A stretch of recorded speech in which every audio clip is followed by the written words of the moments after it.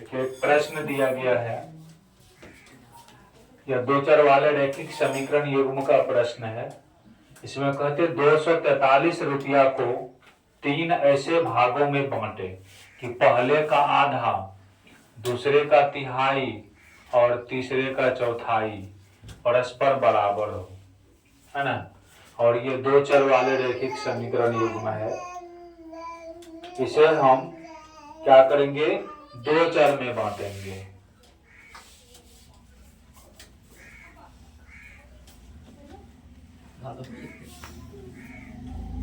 इसे हम दो चर में बांटेंगे और यह सवाल भारतीय भवन का विविध प्रश्नावली का है।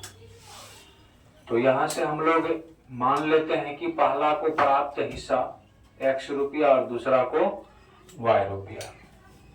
सॉल्यूशन में माना कि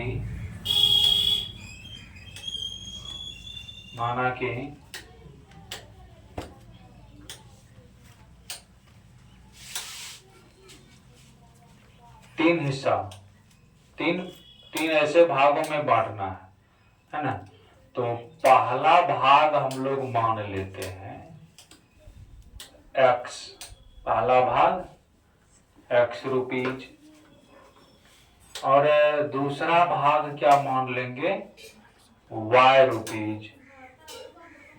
क्योंकि 243 रुपया दिया गया है टोटल, उसी को तीन भाग में बांटना है। तो अपना तीसरा भाग क्या होगा, हिस्सा तो तीन करना है, और ये सवाल तो है दो चर वाले रैखिक समीकरण, चर तो हमें दो ही होना चाहिए, तीन नहीं होना चाहिए। तो पहला भाग 243 को तीन हिस्सा में बांटना है। मान लिए पहला व्यक्ति का या पहला भाई का हिस्सा x रुपया, दूसरा का y रुपया। अगर किसी किसान के पास तीन बेटा हो और उसके पास कुल संपत्ति 243 लाख रुपया हो, और तीनों बेटा में वो कहता इस तरह से बांटेंगे कि पहले का आधा, दूसरे का तिहाई और तीसरे का चौथाई सब बराबर हो जाएगा। सब क्या हो जाएगा, बराबर। भाई है तो भाई का हिस्सा क्या होता है, बराबर होता है। उसी तरह से एक व्यक्ति है जिनको 243 रुपया है, तीन हिस्सा में बांटना है, तीन भाग में। तो हमने पहला भाग x माना, दूसरा भाग y। अब तीसरा, दो आदमी तो ले लिया, दो आदमी तो अपना हिस्सा लिया। अब जो बचा है तीसरा का हिस्सा कैसे निकालेंगे, दोनों जो लिया है वो जोड़ करके तीसरा में से क्या करेंगे, घटा देंगे। तीसरा में से क्या करेंगे, घटा देंगे। तो बाबू ये तीसरा का जो हिस्सा हो जाएगा 243, ठीक है, माइनस ये दोनों को जोड़ेंगे और जोड़ के घटा देंगे। तो ये माइनस से अगर मल्टीप्लाई हो जाए इसमें, तो ये क्या हो जाएगा आपको पता है, 243 माइनस x माइनस y, इतना रुपीज तीसरा भाई को प्राप्त होगा। ये हमने तो भाई का हिस्सा भी किया है। अब ये तो माने हैं अपनी सुविधा के लिए। प्रश्न में कुछ कहता है, प्रश्न से ये देखिए, ये हमारा पहला भाई का पहला भाग है, ये दूसरा का भाग है, और ये क्या है, तेसर का भाग है ना। तीन भाग, पहला भाग, दूसरा भाग और तीसरा भाग। पहला भाग, दूसरा भाग और तीसरा भाग, ये तीन भाग दे दिया गया है। प्रश्न के अनुसार चलते हैं, क्योंकि लिखा है प्रश्न से, फ्रॉम क्वेश्चन। पहले का आधा, पहले का आधा कब होता है, जब हम लोग दो से भाग करते हैं। तो इसमें दो से भाग, अकॉर्डिंग टू क्वेश्चन, माने प्रश्न के अनुसार चलते हैं। पहला का आधा हो गया, दूसरे का तिहाई, ये दूसर है ना, तिहाई माने क्या, एक समान का तीसरा भाग। तो मैं दूसर के तिहाई निकाल दी। फिर तीसरे का चौथाई, तीसरा हिस्सा कौन है? ये। यहां तक तो आप समझ गए, कोई दिक्कत? पहला हिस्सा x, दूसरा y, और दोनों को जोड़ के घटा दिए कुल में से, तो तीसरा हिस्सा आपका निकल करके आ गया। अब पहला हिस्सा, दूसरा हिस्सा, तीसरा हिस्सा, प्रश्न में कह रहे हैं पहले का आधा कर दिए, दूसरे का तिहाई कर दिए, और तीसरे का चौथाई कर दिए। उसके बाद परस्पर बराबर है, परस्पर माने एक दूसरे के, एक दूसरे के, ये इनके बराबर और ये इनके बराबर। ये विविध प्रश्नावली का हिसाब है, किसी और बुक से लिया गया होगा, इसलिए इस टाइप का आपको केवल यही कोई हिसाब देखने को मिलता होगा। अब इस तरह से, इससे पहले तो आप कहिएगा कि 2 गो पार्ट आता है, इसमें 3 गो आता है, तो क्या करेंगे? तीनों को बारी बारी से बराबर करेंगे। एक बार इनको इनके बराबर, एक बार इनको इनके बराबर करेंगे। यहां तक लिखने के बाद अब इसका हल कैसे करेंगे? हमें तो 2 समीकरण चाहिए हल करने के लिए, क्योंकि 2 चर वाले रैखिक समीकरण युग्म का सवाल है। 2 चर वाले रैखिक समीकरण युग्म का सवाल है। इसको हमें 2 समीकरण चाहिए हल करने के लिए। कितना समीकरण चाहिए? 2 समीकरण चाहिए इसको हल करने के लिए।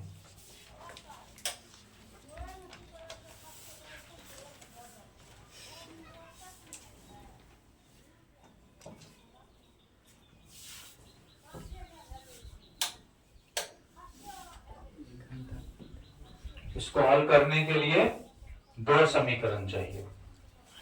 तो क्या करेंगे? एक बार इनको LHS को RHS के बराबर, एक बार मिडिल टर्म को RHS के बराबर करके 2 समीकरण अभी आपके सामना में लाते हैं, क्योंकि जब तक 2 समीकरण नहीं आएगा तब तक हल होगा ही नहीं। When जब x/2 बराबर 243 माइनस x माइनस y/4, इसको इसके बराबर किए, कोना कोनी गुना कर देते हैं। ठीक है, 2 से गुना करेंगे 243 में, 2 तिया 6, है ना? या हम पहले x वाले को लिखते हैं 4 गुना x, 4x बराबर 2 से गुना 2 तिया 6, 2 चौक 8, 2 दूनी 486 माइनस 2x माइनस 2y। इसको और हम लोग हल कर लेते हैं। आपके सामना में सब कुछ दिया गया है। 4x, ये तो क्या है? चर है, उस साइड जाएंगे, यहाँ पे 2x माइनस में उधर जाएंगे तो प्लस में हो जाएंगे। तो 4 और 2 6x, 6x कैसे हुआ समझ में आया?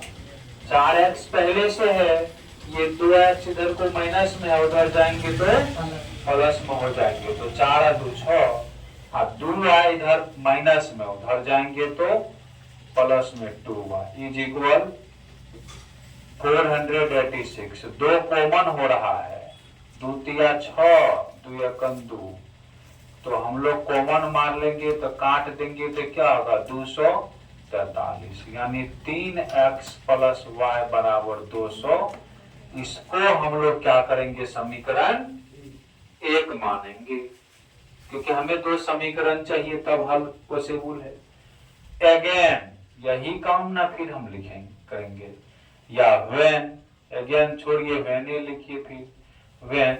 अब मिडल टर्म को भी हम लोग RHS के बराबर कर देंगे, और कोना कोनी गुना।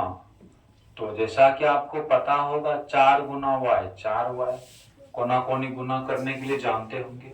3 से गुना करेंगे 243 में, 3 तिया 9, 3 चौक 12, 3 दूनी 6, 729, 243 तिया 729, है ना? 243 तिया 700 कितना हो गया?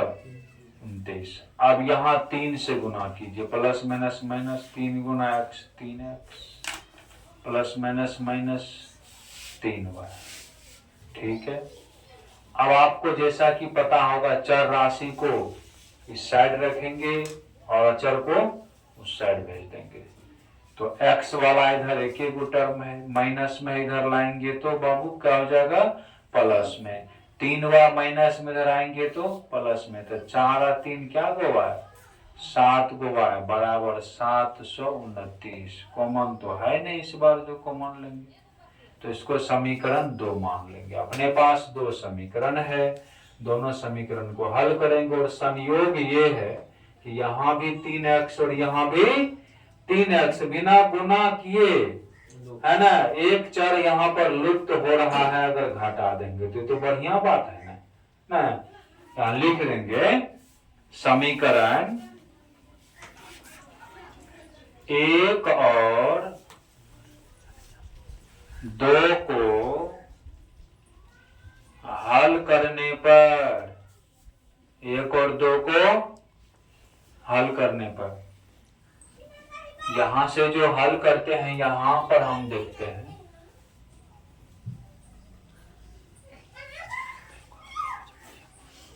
यहां देखते हैं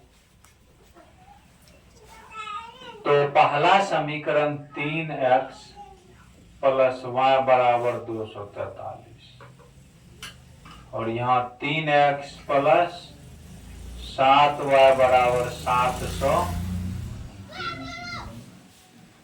ये कट गया, यहां से माइनस में 6y, माइनस में 6y।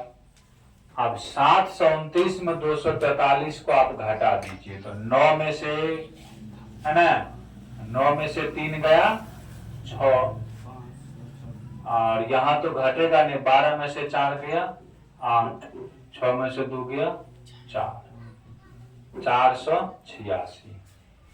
ट्राई कर लीजिए, 6 3 9 8 4 12 2 4 2 6 1 7, बिल्कुल सही होगी। माइनस में ना, माइनस में होंगे, ये माइनस कैंसिल, इसीलिए y बराबर 486 बटे 6, 6 से काटेंगे 6 8 48 और 6 एकन 6, y बराबर 81।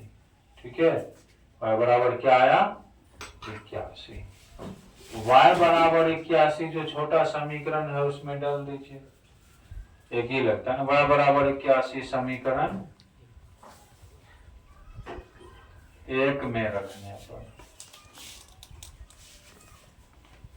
समीकरण 1 में रखने पर y बराबर 81 समीकरण 1 में रखने पर,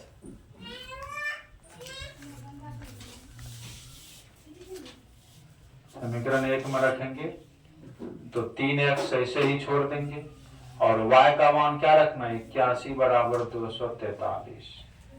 तो 3x बराबर जो आपका हल आएगा 243 में से 81 घटा देंगे तो 3 में से 1 गया 2, 14 में 60 गया 6, यहाँ बचा 1, 162 हो जाएगा।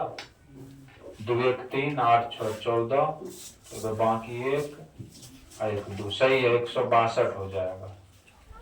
3 गुना उधर भेजेंगे तो भाग में, 3 5 15, 3 चौका, तो बाबू x बराबर आपका मान क्या आ गया 54, x बराबर 54, y बराबर 81, x बराबर 54, y बराबर 81, है ना।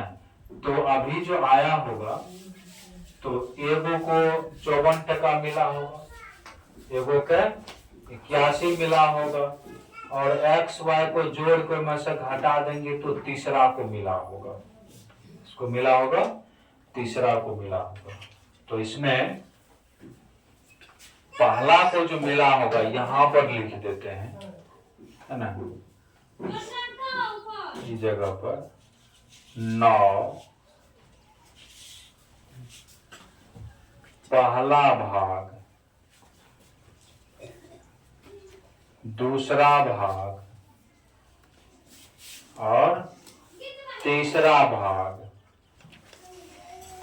ना।